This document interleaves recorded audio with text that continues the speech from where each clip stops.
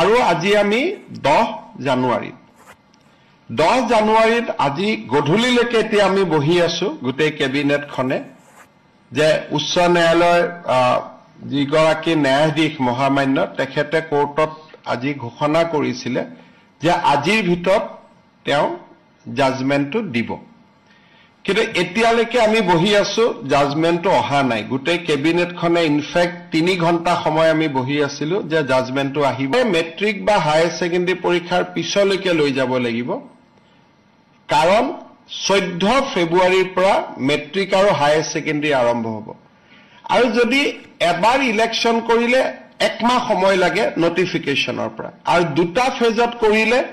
আজি হল 10 তাৰিখ 10 ফেব্ৰুৱাৰীত এটা হ'ব পাৰে 12 ফেব্ৰুৱাৰীত এটা ইলেকশন হ'ব পাৰে কিন্তু আজি যদি ৰাতি 12টাৰ আগতে যদি হাইকোৰ্টৰ পৰা অৰ্ডাৰটো ওলাই নাহে আৰু পিছৰ 10 দিনো হাইকোৰ্ট বন্ধ আছে গতিকে তাৰ পৰিপ্ৰেক্ষিতত মই ভাবো যে পঞ্চায়ত ইলেকশন পতাটো অসম্ভৱ হৈ পৰিব কাৰণ মেট্ৰিক আৰু হাই সেকেন্ডাৰী পৰীক্ষাৰ মাজত পঞ্চায়ত ইলেকশন পাতিব পৰা নাযাব গতিকে